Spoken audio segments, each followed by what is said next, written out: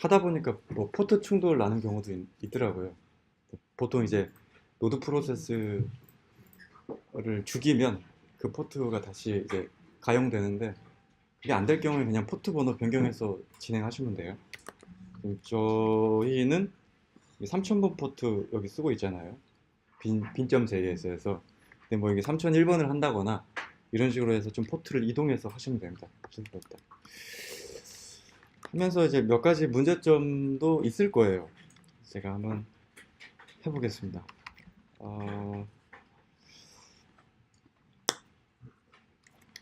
단계적으로 해볼게요. 우선은 여기서 사용할 게 패스랑 FS 모듈을 가져다 쓸 거예요. 패스랑 FS 모듈을 가져다 쓰는데, 이 패스는 파일 시스템의 준말이에요. 그래서 노드에서 기본적으로 제공해 주는 건데, 뭐 파일을 읽는다거나 파일을 쓴다거나 하는 그런 일을 할 때 하는 모듈입니다. 그리고 패스는 이렇게 파일 경로들을 우리가 다루는데, 그 경로들을 핸들링 해주는 유틸리티성 모듈이라고 보시면 돼요. 그래서 우리는 index.html 파일을 읽어가지고 어떤 작업을 할 거니까 이 fs 모듈이 필요합니다. 이거를 쓸 텐데, 요 부분에서 우리는 헬로 월드 대신에 파일 내용을 읽어가지고 보내주면 돼요. 그래서 파일을 한번 읽어볼게요. 코드에 보면 파일 패스를 이렇게 가지고 오고 있고, 요 부분 그대로 복사해서 설명하겠습니다.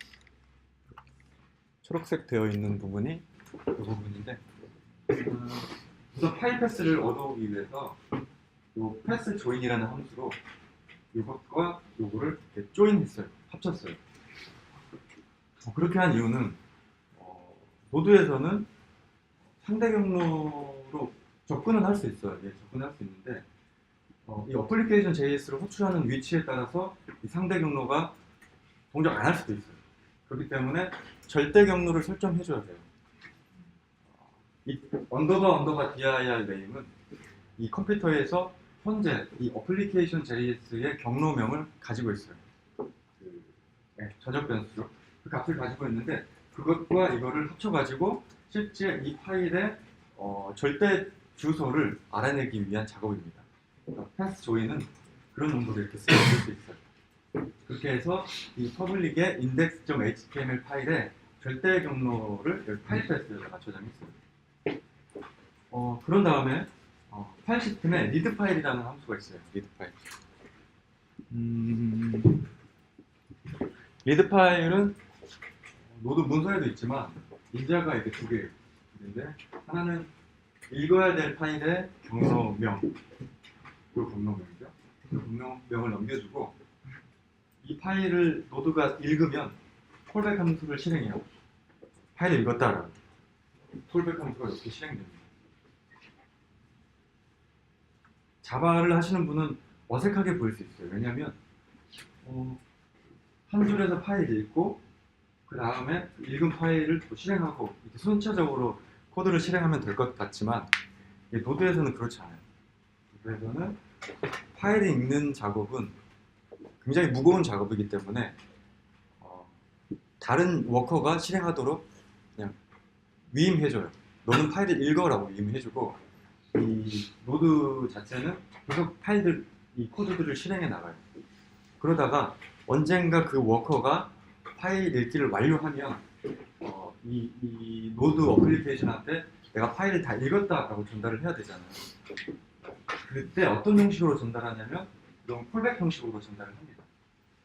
그래서 워커가 파일을 다 읽으면 이 콜백 함수가 실행되는 건데, 파일을 읽기를 성공하는 경우도 있고 실패하는 경우도 있어요. 상황은 두 가지인데, 실패했으면 첫 번째 인자로 에러 객체가 들어오고, 그렇지 않으면 에러는 널 값이 들어오고 실제 데이터가 들어올 거예요. 그래서 이 콜백 함수에는 그 파일 처리하기 위해서 만약에 에러가 있으면 그냥 바로 에러를 던져버려요. 그냥 단순한 에러 처리죠. 에러를 던져버려서 어플리케이션을 그냥 다 종료하는 것이고, 그렇지 않고 여기까지 왔다라는 의미는 파일을 제대로 읽었다라는 얘기겠죠. 그리고 나서 그 파일의 내용을 rs end라고 해서 응답 응답해주는 그런 함수입니다. 근데 응답해주기 전에 실제 이 데이터가, 파일의 데이터가 어떤 데이터인지 디버그로 한번 찍어볼게요. 데이터. 그리고 res end는 주석 처리해 놓고요. 저장하고 서버를 다시 돌려보겠습니다. 이렇게 돌아갔죠? 그리고 브라우저로 한번 접속을 해볼게요. 어디 갔지? 3000번을 해보면 요게 찍혔죠? 요게 아까 요건데, 요거 HTML 마크업은 퍼블릭 폴더의 인덱스 HTML 요 문자열이에요. 요걸 그냥 문자열 형태로 읽은 단계예요 지금. 그렇게 해서 rs end로 이렇게 요청한 클라이언트로 응답을 해볼게요. 이렇게 대신에 헬로 월드는 지워버리고요. 이렇게 한 다음에 다시 브라우저로 확인을 해보겠습니다. 서버를 다시 구동할게요. 브라우저로 가서 리프레시하면 이렇게 HTML 코드가 그냥 쭉 나열돼요. 크롬에서 개발자 툴을 한번 열어보면 여기 네트워크 탭으로 가신 다음에 올 부분에다가 선택을 하고 다시 한번 리프레시 해볼게요. 그러면 여기 로컬호스트와 파비콘 요청이 있는데 파비콘은 차치하고요. 로컬호스트만 보면 이런 식의 요청 정보가 나옵니다. 그래서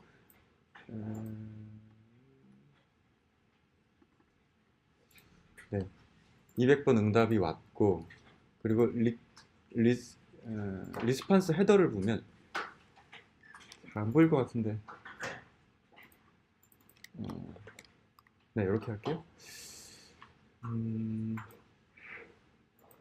리스판스 헤더를 보면 컨텐츠 타입이 텍스트 플레인으로 되어 있어요. 텍스트 플레인. 아마 이쪽을 좀 변경하면 HTML 문서처럼 보일 것 같아요. 그래서 샘플로 요 스택 오버플로우를 한번 볼게요. 요것도 리프레시를 하면 뭔가 되게 많은데 도큐먼트만 보겠습니다. 그래서 보면 리퀘스트 리스판스 헤더 부분에 보면 컨텐츠 타입이 있고 텍스트 플레인이 아니라 텍스트 HTML 그리고 캐릭터 셋은 UTF-8이다라고 이렇게 헤더를 세팅해 줬어요. 실제 그 화면에 보여지는 HTML 문서 외로 우리 눈에 보이지 않는 그 요청 정보, 응답 정보가 있는데 그게 이제 크롬의 개발자 도구를 통해서 볼 수 있어요.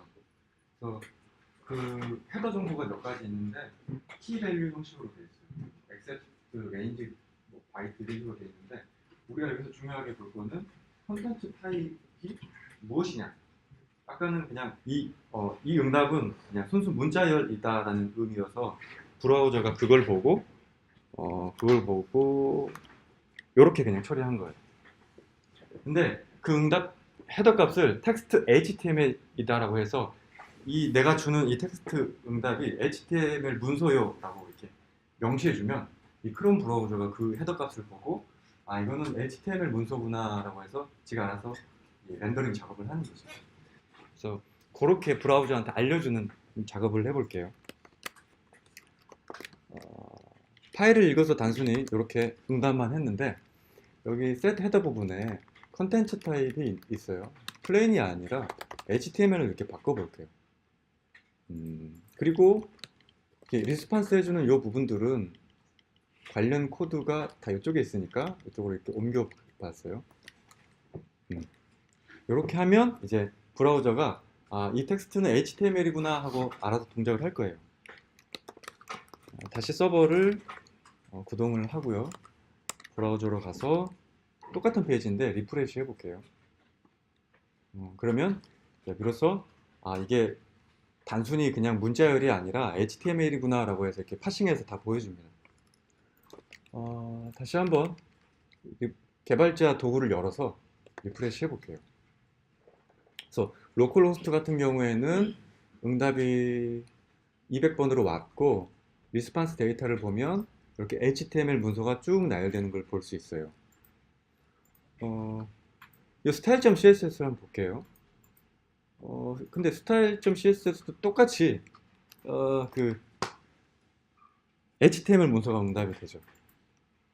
그리고 twitter.png 같은 경우에는 얘는 뭐가 없고 스크립트도 자바스크립트가 아니라 HTML 문서예요. 그렇기 때문에 이 화면에서 우리가 미리 정의한 CSS와 자바스크립트가 동작 안 할 뿐더러 이 이미지도 제대로 안 뜨고 있어요. 그 이유는 예를 들어서 style.css는 헤더 값을 보면 이렇게 CSS의 style.css 경로로 요청을 하고 있어요. 그런데 우리 코드를 보면 어떤 요청이 들어오더라도 이 콜백 함수가 실행되어 있는데 어떤 요청이 들어오더라도 우리는 이 index.html만 호스팅 해주고 있기 때문에 그래요. 그렇기 때문에 뭐 자바스크립트를 요청해도 HTML 파일이 오고 뭐 그런 거죠. 그래서 이제 또 추가적으로 해야 될 거는 우리가 정적 파일을 제공하기 위해서는 무조건 index HTML만 요청할 것이 아니라 그 경로에 따라서 뭐 CSS나 혹은 자바스크립트, 뭐 이미지 파일들에 따라서 요 헤더 값도 달리 줘야 되고 요 경로도 좀 다르게 줘야 될 것 같아요.